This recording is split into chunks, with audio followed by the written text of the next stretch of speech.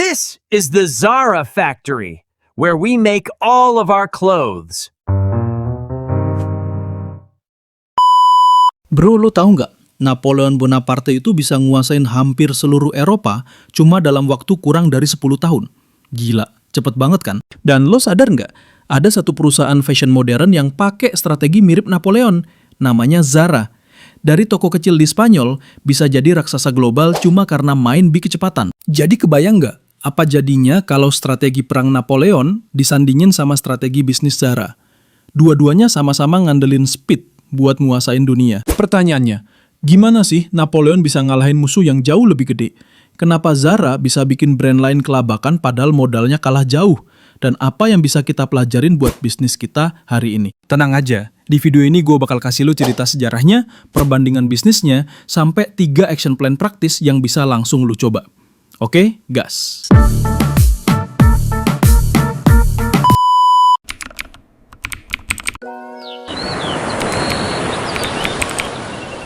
Bro, coba lu bayangin, seorang anak muda dari pulau kecil Korsika bisa naik jadi kaisar Prancis.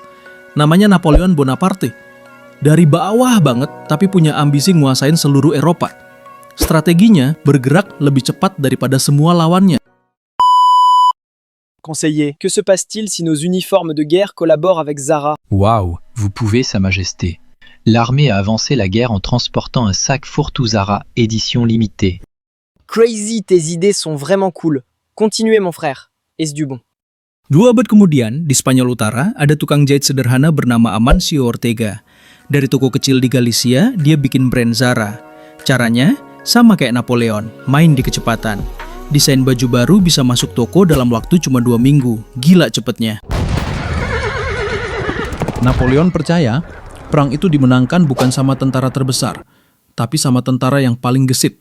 Satu langkah lebih cepat aja bisa bikin lawan lumpuh. Zara juga gitu. Mereka nggak nunggu tren datang. Mereka intip tren di catwalk, terus langsung sulap jadi koleksi massal. Saat brand lain masih rapat, Zara udah jualan. Entonces, ¿qué llevas un nuevo diseño para los uniformes de guerra de colaboración con Napoleón? Para mi idea, haz una chaqueta de combate de paracaídas. Yo estoy de acuerdo con tu idea, pero, oye, ¿a dónde van? No me dejen solo. Kedua-duanya lahir dari tempat kecil, tapi karena kecepatan, mereka bisa nguasain dunia. Napoleon lewat pasukan, Zara lewat fashion. Je suis né en 1769 en Corse. Ma famille était pauvre, mais mon ambition n'avait pas de limite. Di Akademi Militer Prancis, dia belajar strategi perang. Dan pelan-pelan nunjukin kalau otaknya jalan lebih cepat daripada yang lain. Di sisi lain, Amancio Ortega lahir tahun 1936 di Galicia, Spanyol. Keluarga sederhana banget. Ayahnya buruh kereta api, ibunya pembantu rumah tangga. Ortega kerja jadi pengantar baju sejak remaja. Baru umur 20-an udah ngerti kalau mau survive harus cari cara produksi baju lebih cepat dan lebih murah dari pesaing. Dari letnan muda, Napoleon naik ke pangkat jenderal cuma dalam hitungan tahun. Avant, j'étais juste un petit lieutenant, bro. Mon uniforme était déchiré, mon salaire en retard, mais dans ma tête, je pensais déjà comment devenir général avant d'avoir des cheveux blancs. Revolusi Prancis bikin jalan terbuka. Dia manfaatin momen jadi bintang baru di tengah kekacauan. Ortega juga gitu. Tahun 1975, dia buka toko Zara pertamanya di kota kecil La Coruña. Konsepnya unik. Baju-baju dengan desain mirip brand mahal tapi diproduksi cepat dengan harga terjangkau.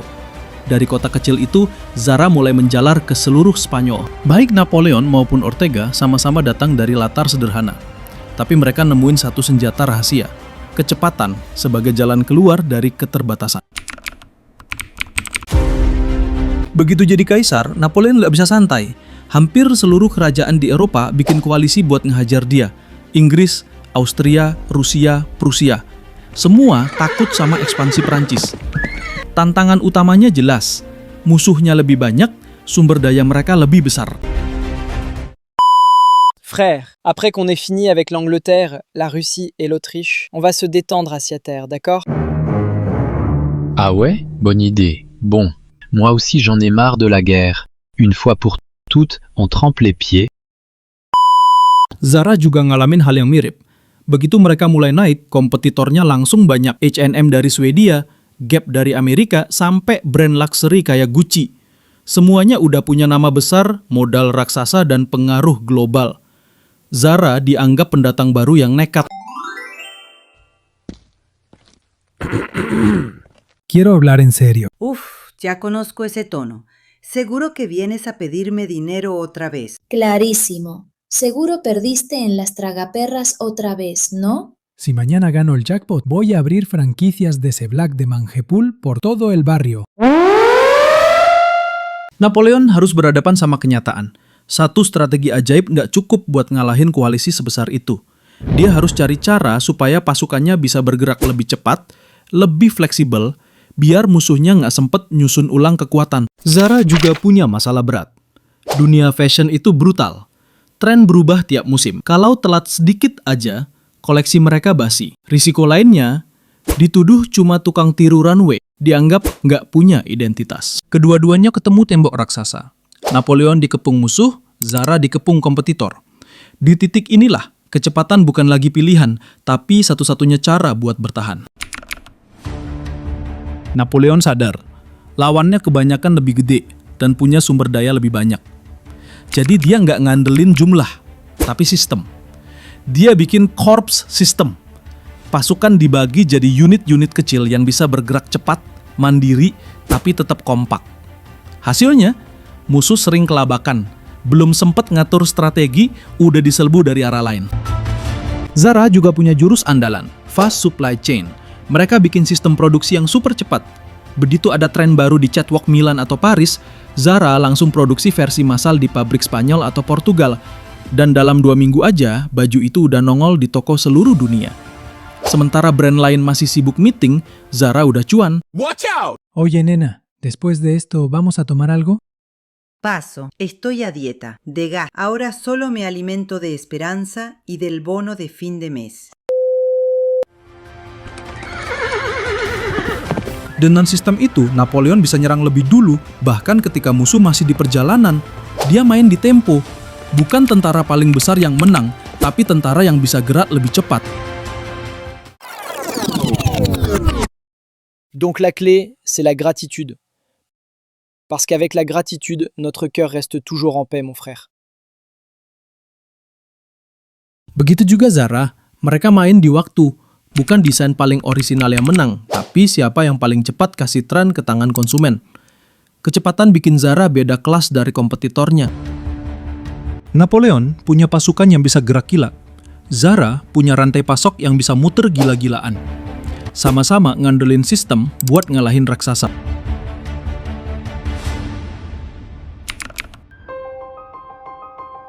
Hasil dari sistem kilatnya, Napoleon bisa ngalahin lawan satu persatu. Austria tumbang, Prusia kocar-kacir, Rusia dipaksa mundur.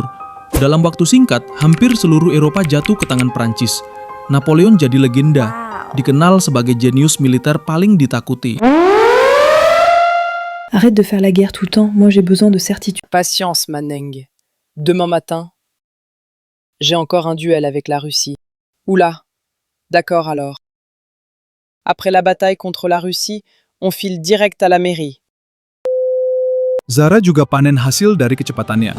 Dari satu toko kecil di Galicia, sekarang Inditex, induk Zara, jadi salah satu perusahaan fashion terbesar di dunia. Mereka punya ribuan toko di lebih dari 90 negara, nilai perusahaannya puluhan miliar dolar.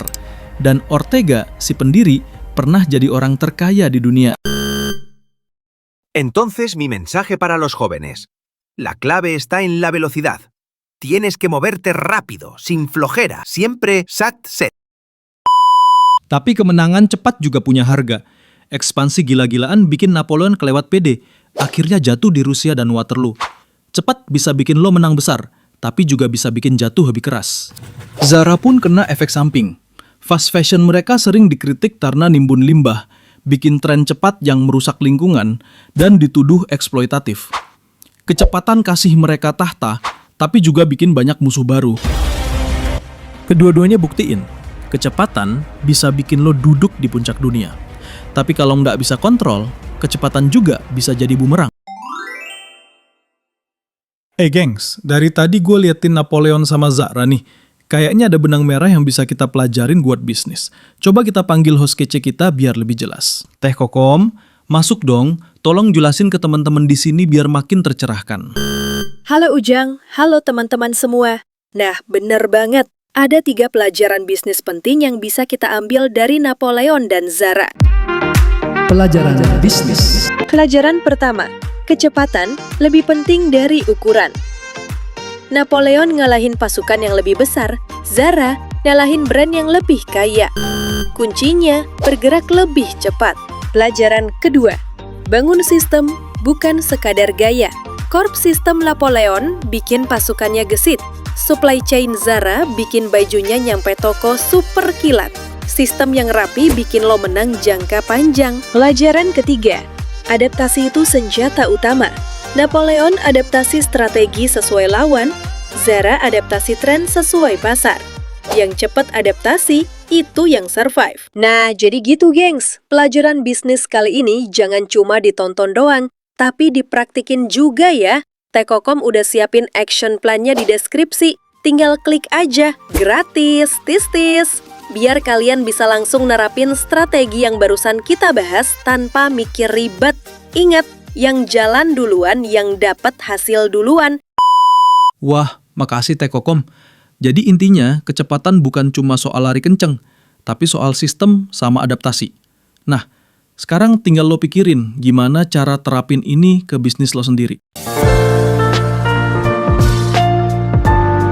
Kalau lo ngerasa dapat sesuatu hari ini, walau cuma satu ide kecil, coba dong like-nya dipencet, komen diketik, dan ya masa nggak subscribe sih? Itu tombol merah di bawah, pencet dong. Oke, gue Ujang, pamit dulu. Ingat, di sini kita nggak cuma nonton sejarah, kita belajar bisnis dari para legenda. Bye-bye. Assalamualaikum.